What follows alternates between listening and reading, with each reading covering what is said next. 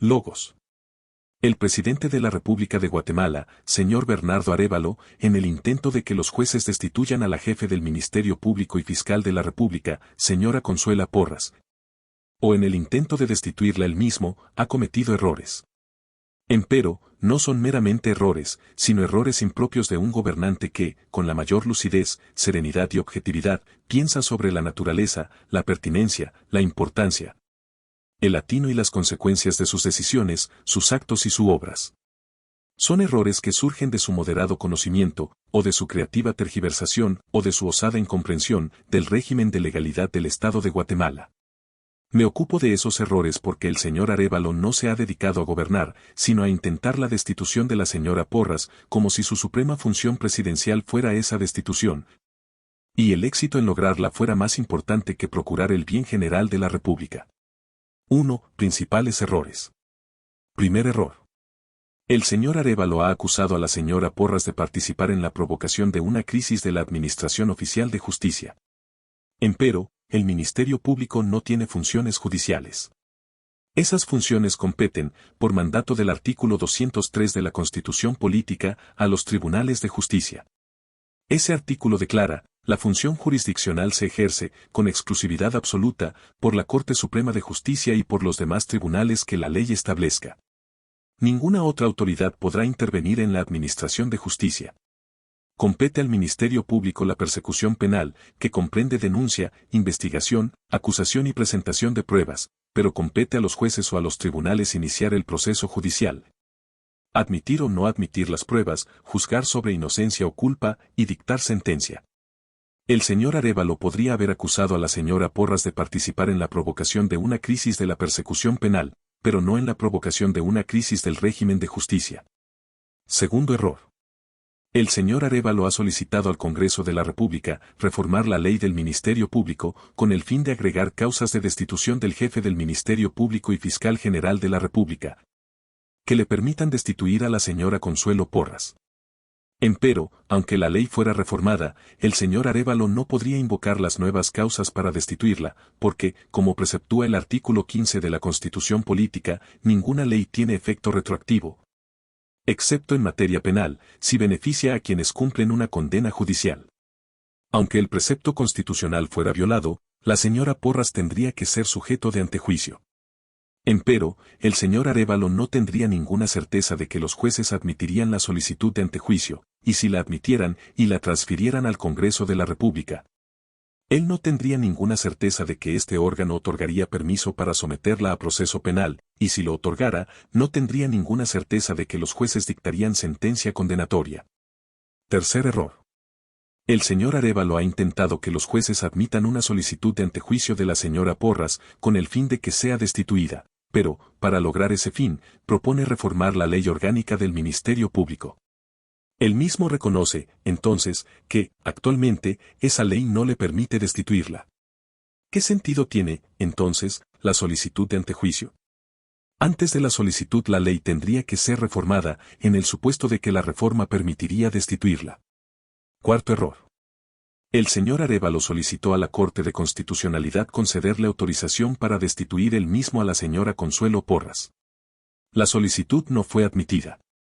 Notoriamente carecía de fundamento legal, esa Corte no podía concederle tal autorización, y hasta ordenó tácitamente al señor Arévalo abstenerse de obstruir la persecución penal que compete al Ministerio Público. El presidente de la República puede destituir al jefe del Ministerio Público y Fiscal General por cometer un delito doloso por el cual haya sido sujeto de sentencia condenatoria, y por el mal desempeño de las funciones que la ley le adjudica. Empero, ese funcionario tiene derecho de antejuicio, y según la ley en materia de antejuicio, ese derecho es inherente al cargo, inalienable, imprescriptible e irrenunciable. Es decir, la destitución requiere que el Congreso de la República permita que ese mismo funcionario sea sometido a proceso penal y que los jueces dicten sentencia condenatoria. Quinto error.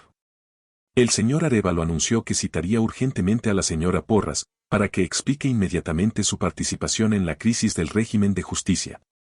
Empero, la ley orgánica del Ministerio Público no permite que el presidente de la República obligue al jefe de ese ministerio a brindar una explicación semejante.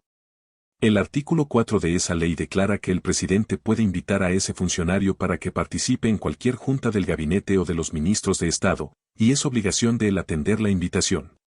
Empero, el artículo 4 se denomina coordinación, y coordinación, y coordinación, y 1000 veces coordinación. Se colige que el presidente no puede invitarlo para que brinde explicaciones sobre su participación en la crisis del régimen de justicia. El señor Arévalo no citó urgentemente a la señora Porras, sino postergó la citación, porque debía tener suficiente fundamento legal con el fin de que ella no pudiera eludirla. Empero, esa fundamentación debía preceder a la citación. Omitir esa precedencia mostró una negligente improvisación. Pronto la señora Porras aprovechó la postergación de la cita, invitó al señor Arévalo a una sesión en la sede del Ministerio Público.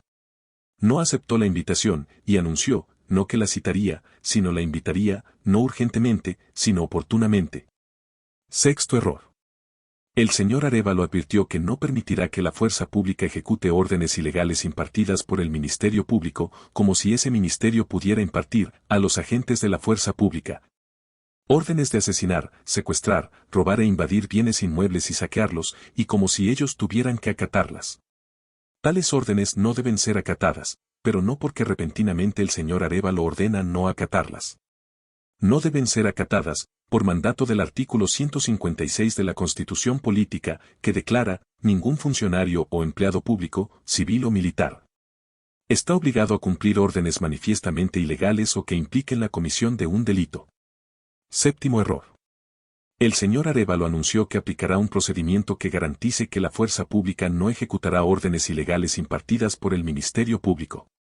El señor Arévalo pretende, absurdamente, que, en el caso de que el Ministerio Público imparta órdenes a agentes de los cuerpos de seguridad del Estado para dirigirlos en la investigación de hechos delictivos, como lo preceptúa el artículo 2 de la Ley Orgánica del Ministerio Público, esos agentes apliquen el procedimiento que instituye el señor Arévalo, y entonces puedan discernir entre legalidad o ilegalidad de esas órdenes y decidan ejecutarlas o no ejecutarlas. O pretende, también absurdamente, que esos agentes acudan a él para que dictamine sobre la legalidad o ilegalidad de esas órdenes y las ejecuten solamente si él dictamina que son legales. En el mandato constitucional de no acatar órdenes manifiestamente ilegales, la palabra manifiestamente implica que el funcionario o empleado público civil o militar sabe, por sentido común y no por un vasto y profundo conocimiento jurídico, que es y que no es una orden ilegal. En el caso de que el Ministerio Público le ordenara a un agente de la fuerza pública cometer un asesinato, ese agente sabría que la orden es ilegal, y no tendría que aplicar un procedimiento para saber que es ilegal. Ni tendría que acudir al señor Arévalo para que dictamine que es ilegal.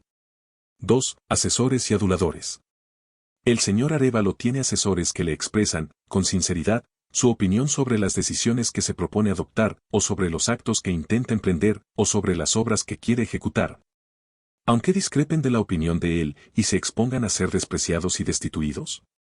Los errores del señor Arévalo tienen magnitud tal, que puede colegirse que él no tiene asesores, o personas que poseen inteligencia y conocimiento para opinar sobre su posible decidir, actuar y obrar, sino que tiene aduladores, o personas cuya intención es opinar para agradarlo con el fin de suscitar y preservar su predilección y beneficiarse del poder presidencial.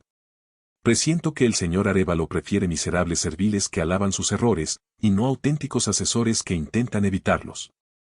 3. Taxonomía cerebral política.